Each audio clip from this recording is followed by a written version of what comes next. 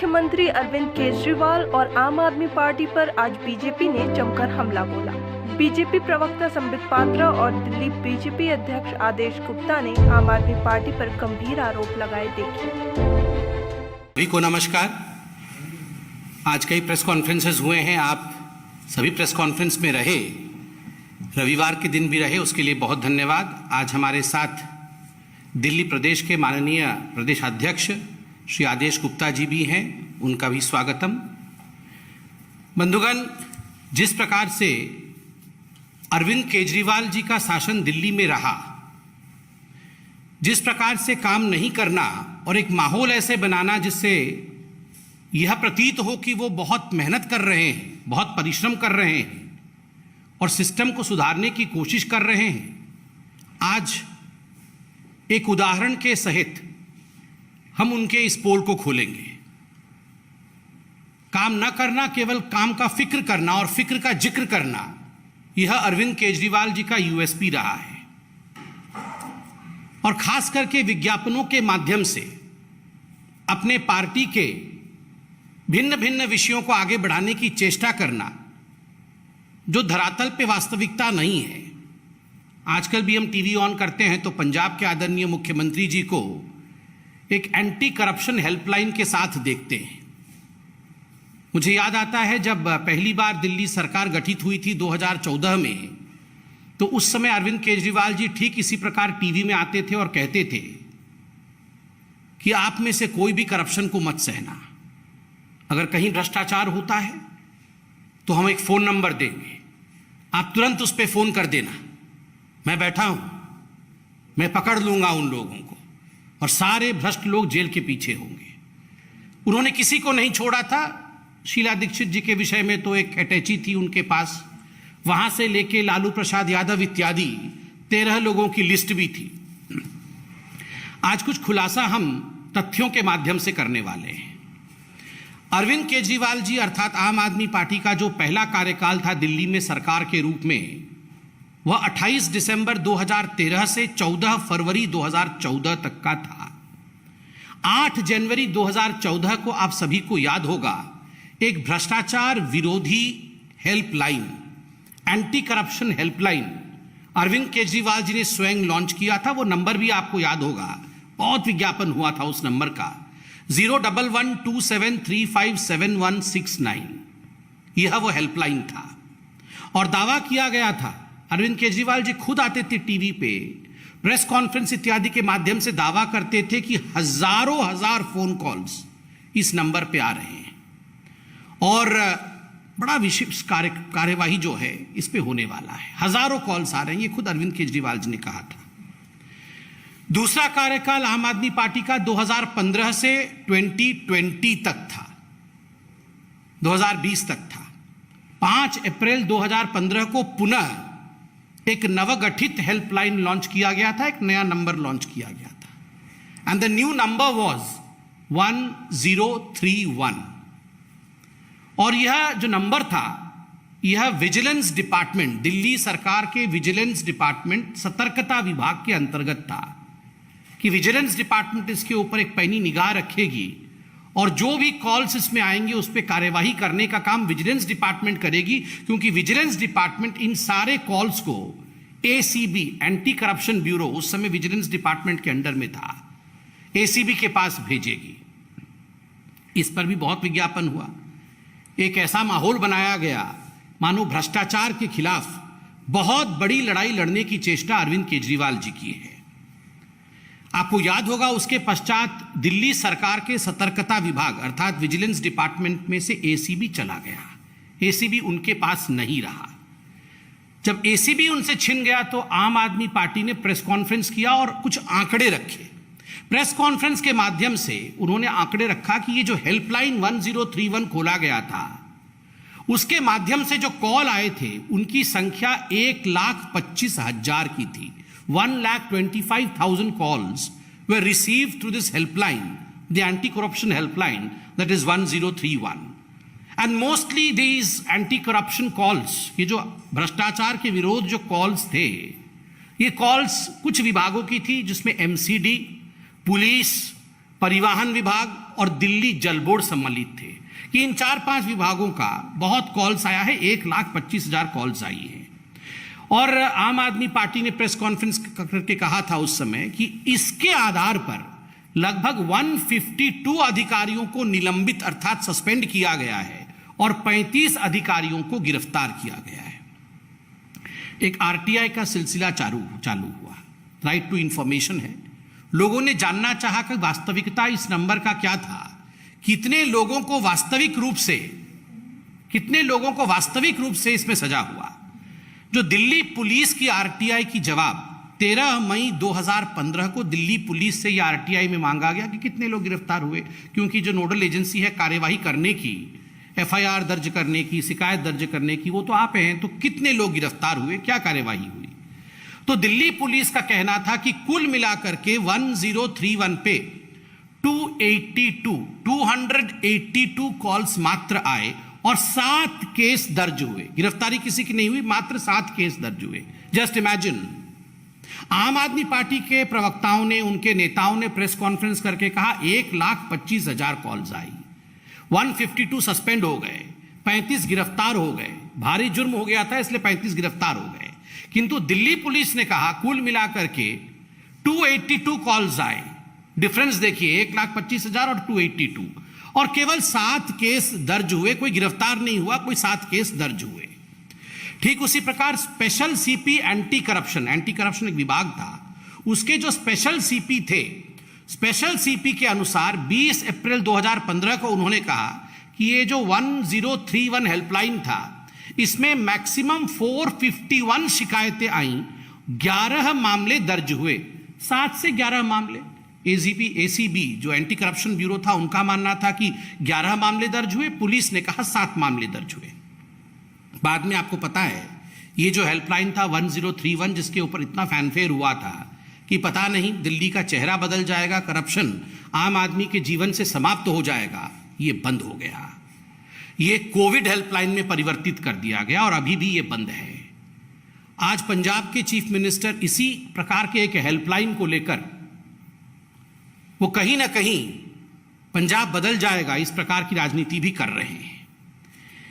और आपको जान के आश्चर्य होगा कि उस समय के जो एसीबी अधिकारी थे, ये ऑन रिकॉर्ड है, ये पब्लिक में है, कि उस समय के जो एसीबी अधिकारी थे, उन्होंने कहा कि ये जितने भी 1031 पे कॉल आए थे उनका कोई रिकॉर्ड नहीं है, no record keeping could be done. Why?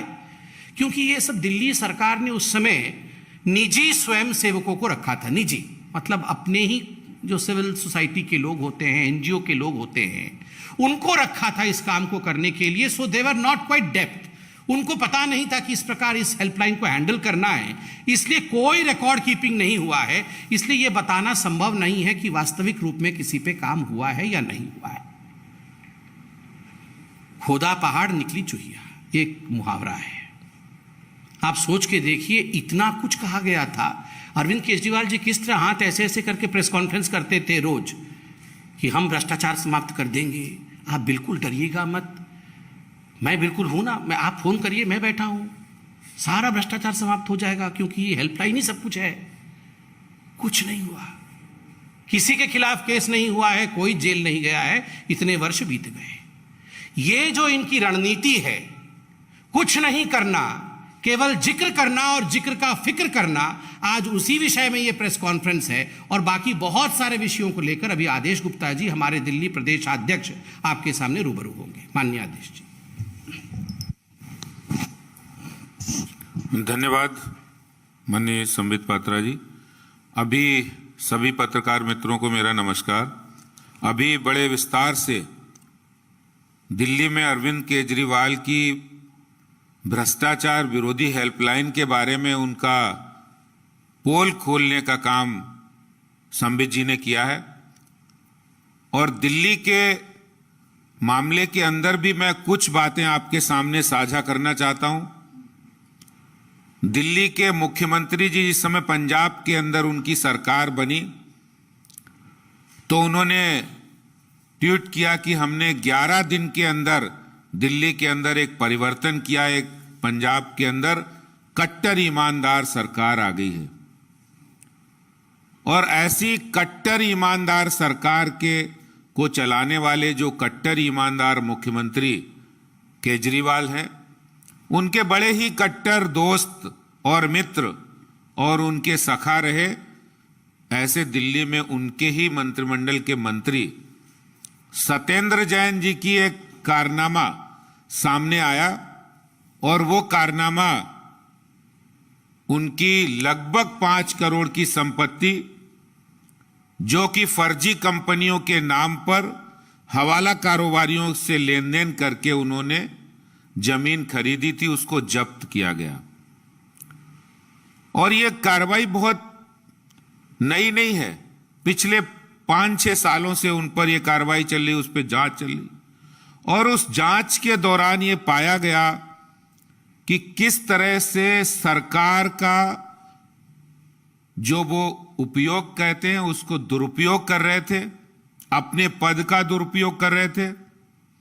किस तरह से दिल्ली के कट्टर ईमानदार मुख्यमंत्री के कट्टर दोस्त और चहेते सत्येंद्र जैन के हवाला कारोबारियों से जो लेन देन था उसमें 16.38 करोड़ रुपया हवाला कारोबारियों से लेन देन किया। और खुद हवाला कारोबारियों ने इस जांच के दौरान बताया, जीवेंद्र मिश्रा, अभिषेक चोखानी, राजेंद्र बंसल। और ये बात यही नहीं रुकी, उसके बाद उन्होंने मंत्री पद रहते हुए 3 कंपनियां जो शेल कंपनी है जिसमें हवाला का पैसा वो लेते थे, Indo metal impex private limited, Akinchan developers private limited, Prayas info solutions private limited, ये वो कंपनियां हैं जिनको चलाने का काम सत्येंद्र जैन और उनके परिवार के लोग करते हैं। शेल कंपनी है, इसमें जितना उनका नंबर 2 का पैसा हवाला के थ्रू वो लेते थे और इससे करते क्या थे, ये बात भी बहुत जानकारी आपको दे रहा हूं। वो दिल्ली में इससे जमीनें खरीदते थे, क्योंकि सैया भय कोतवाल तो हमें डर काएगा। खुद मुख्यमंत्री उनके दोस्त है, मुख्यमंत्री जी पूरा शेल्टर दिए है और उनको मंत्रालय भी वो दे रखे, यूडी मिनिस्टर हैं, पीडब्ल्यूडी मिनिस्टर हैं। क्योंकि सड़क कहां से निकलेगी, कहां की जमीन कब महंगी होगी, ये सब अगर किसी को पता है तो वो दिल्ली में सत्येंद्र जैन को पता है। इसलिए उन्होंने किया क्या, इन तीनों कंपनियों के नाम पर दिल्ली के अंदर 123 बीघा जमीन खरीदी, 27.89 करोड़ में, और फिर 200 बीघा जमीन खरीदी। कहां खरीदी? कृषि भूमि खरीदी कराला में, औचंदी, निजामपुर, बुद्धनगर, उत्तर पश्चिम के तमाम इलाके, पल्ला, बख्ताबरपुर। और वो जहां जमीनें खरीदते थे उससे पहले वो वहां सड़क नहीं बनी होती थी, क्योंकि इनके पास पीडब्ल्यूडी मिनिस्ट्री और यूडी मिनिस्ट्री है, इसलिए उनको पता था कि कहां जल बोर्ड की लाइन पड़नी है, कहां पर विकास होना है, और वहां वो सड़क बनाकर वो जमीन उससे भी ज्यादा महंगे दामों पर बेचने का काम ये दिल्ली सरकार के मंत्री कर रहे थे, जिसमें कार्रवाई हुई है, उनकी जमीन जब्त की गई है। ये मैंने एक खुलासा कट्टर ईमानदार मुख्यमंत्री के बारे में, कट्टर ईमानदार सरकार के बारे में कहा है, क्योंकि उनका काम नहीं है, इसीलिए वो कोई कार्रवाई नहीं करते हैं। जितनी भी जांच के बारे में संबित जी ने बताया है, दिल्ली जल बोर्ड के 60,000 करोड़ रुपया दिल्ली जल बोर्ड को इन्होंने दिया। आज अगर कोई एक सामान्य से सामान्य गृहिणी भी होती है तो 25, 30, 40 हजार रुपए घर का खर्चा होता है, उसका भी क्या आय और क्या व्यय है उसका भी ब्यौरा होता है। लेकिन 60,000 करोड़ रुपए का ब्यौरा दिल्ली में अरविंद केजरीवाल सरकार ने अभी तक नहीं दिया है। 7 सालों में 22 पत्र सीएजी ने इनको लिखे कि भाई आप हिसाब किताब बताइए कि कहां आपने ये खर्चा किया है, कहां पे आपने किसको जल बोर्ड में कहां खर्चा किया है, नहीं दिया है। और आखिरी पत्र में सीएजी ने साफ लिखा है, इसका मतलब आपने फोर्जरी की है, आपने फ्रॉड किया है, आपका इंटेंशन ठीक नहीं है। जहां तक भ्रष्टाचार की बात है, अपने किसी मंत्री को नहीं हटाया, न जल बोर्ड के मंत्री को हटाया, ना वाइस चेयरमैन को हटाया। और यहां तक कि डीटीसी में जो बस की खरीदें की गई, जिसमें 1000 बसें 975 करोड़ की खरीदी हुई, पहले तो टेंडर नहीं किए क्योंकि नीयत नहीं ठीक थी, और जब टेंडर किए तो उन 1000 बसों की खरीद में 975 करोड़ रुपया खर्च होता है, और उसके मेंटेनेंस का एक अलग से टेंडर करते हैं, वो 3500 करोड़ का। मतलब खरीदी नई बसें, उसमें मेंटेनेंस भी शामिल है, लेकिन अलग से एक मेंटेनेंस का टेंडर करके 3500 करोड़ रुपया, जिसकी शिकायत भारतीय जनता पार्टी ने की, अब सीबीआई उसकी जांच कर रही है। लेकिन अभी तक मंत्री को नहीं हटाया, क्योंकि उन्हें भ्रष्टाचार करने वाले, उनको ऐसा लगता है जैसे उनके लिए दूध देने वाली जैसे गाय होती है, उसी तरह से वो सारे मंत्री, सारे विधायक, वो सारे भ्रष्टाचारी वो साथ रखे हुए। और जिस तरह से दिल्ली के अंदर शराब माफिया के साथ जो गलबैयां की है, जो उन्होंने गठबंधन किया है और उनको हजारों करोड़ रुपए का फायदा पहुंचाया है, ये भी भ्रष्टाचार का ही एक बहुत बड़ा नमूना हम लोगों को देखने को मिल रहा है। दिल्ली के अंदर जो लोग बड़ी बाहें फाड़ते थे, जो जोर जोर से चिल्लाकर कहते थे कि हम ईमानदार सरकार लाएंगे, ईमानदारी की बात करते थे, हेल्पलाइन जारी करते थे, आज वो शराब माफिया के साथ मिलकर भ्रष्टाचार कर रहे हैं, वो दिल्ली जल बोर्ड में भ्रष्टाचार कर रहे हैं, वो दिल्ली डीटीसी में भ्रष्टाचार कर रहे हैं। और इसके साथ ही साथ जो लोग ये कहते थे कि हम ईमानदार हैं, वही लोग दिल्ली के मुख्यमंत्री अपने घर के अंदर 21 करोड़ की लागत से स्विमिंग पूल बनवाने का काम कर रहे हैं, जो ये कहते थे ना मैं गाड़ी लूंगा, ना बंगला लूंगा, ना सुरक्षा लूंगा। तो ये भ्रष्टाचार की पोल आज जो उनका कमिटमेंट था, वो आज जनता के सामने आ गया है। जो उन्होंने वादे किए थे भ्रष्टाचार को समाप्त करने के लिए, बड़े बड़े उनके पास पुलिंदे थे। जिस टैंकर माफिया को वो समाप्त करने के लिए शीला जी के राज में कहते थे इस टैंकर माफिया को समाप्त कर देंगे, वही टैंकर माफियाओं से आज इनके विधायक मंथली ले रहे हैं, और इस जुर्म में इनके एक विधायक जेल भी जा चुके हैं।